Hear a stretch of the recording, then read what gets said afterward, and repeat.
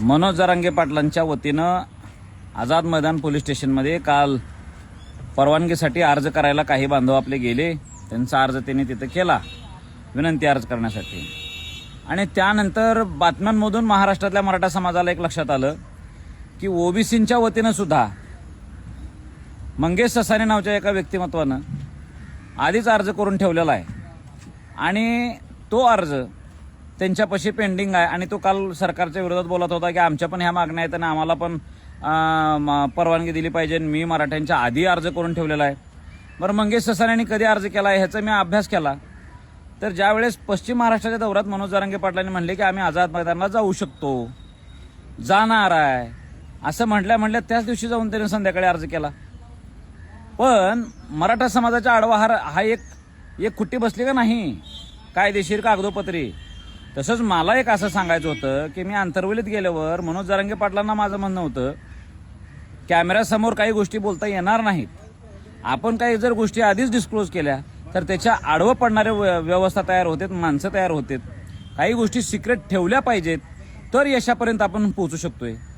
छत्रपती शिवाजी महाराजांच्या विचारांचे जर आपण वारसदार असू मराठे, युद्धनीतीतले जर आपण काही तत्व जर विसरणार असू तर हे चालणार नाही. अहो मला सांगा, छत्रपती शिवाजी महाराजांनी सुरत लुटायची होती त्यावेळेस असं जग जाहीर ओरडून सांगितलं असतं तर ते शक्य झालं असतं का?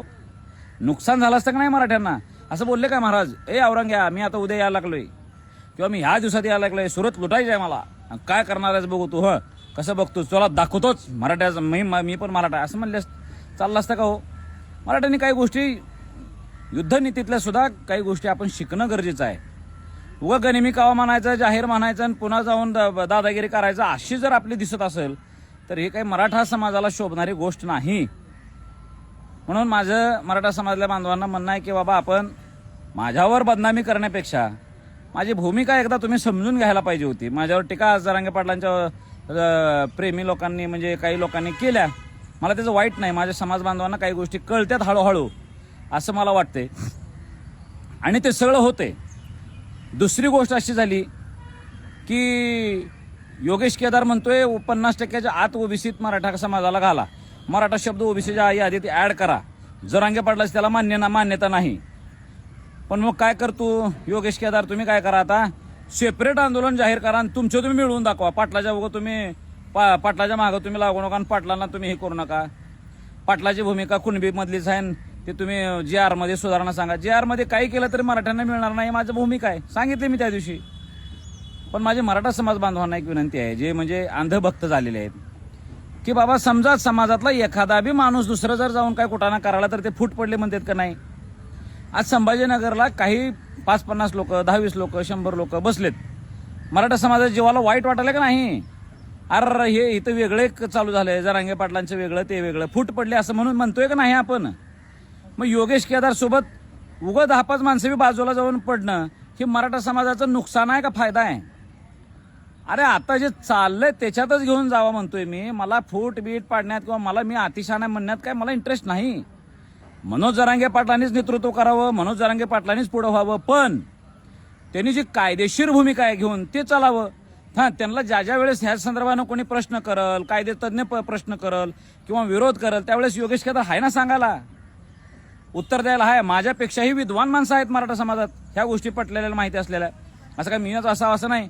वकील लोक, ज्येष्ठ विधितज्ञ, मराठा समाजातले ज्येष्ठ अभ्यासक, ह्या सगळ्यांचा अभ्यास आपण घेतला पाहिजे. आपल्या आधी पण कोणीतरी आंदोलनं केलेत ह्यांचीही जाणीव आपण ठेवली पाहिजे. असं सगळ्यांनी मिळून कलेक्टिव्हली हा लढा जर केला तर मराठ्यांचं यश मिळणार आहे का विनाकारण उगा तो नाही तो शान का चल तू बाजूला हो आणि तुला काय करायचं कर असं म्हणण्यानं मराठ्यांचा फायदा नाही. तू काय मिळवून दिलायस असं म्हणायला आपण पाटलाने एवढे 3 लाख दिले आम्हालाही मान्य आहे. पण कुणबी दाखला आणि कुणबी नोंदीचा कायदा हा फार जुना आहे. 1967 पासून कुणबी नोंदीचा त्यात दाखला घातलेला आहे. पाटलांच्या आंदोलनामध्ये आपण मराठ्यांना कुणबी आरक्षण द्या असं काय कायदा करून घेतलेला नाही. ऑलरेडी कुणबी शब्द आहे आणि ते कुणबी नोंदी शोधलोय आपण आणि ती शोधणे जाणीव जागृती जरांगे पाटलांच्यामुळे झाली. मराठवाड्यात विशेषतः पश्चिम महाराष्ट्र, उत्तर महाराष्ट्र, विदर्भात तर ऑलरेडीच घेत होते लोक कुणबी नोंदी. जाणीव जागृती झाली आणि लोक कागद शोधायला गेले आणि 2-3 लाख लोकांना मिळालं हे आपण यशच मानतोय ना. पण ह्याचा अर्थ कोट्यावधीनं मागं राहिलेला जो मराठा आहे त्या मराठ्यांवर आपण अन्याय करायचा का, त्यांचा विचार आपण करायचा नाही का, हे कुठेतरी मराठा समाजाने चिंतन करावं एवढीच माझी विनंती आहे. धन्यवाद. जय जिजाऊ, जय शिवराय.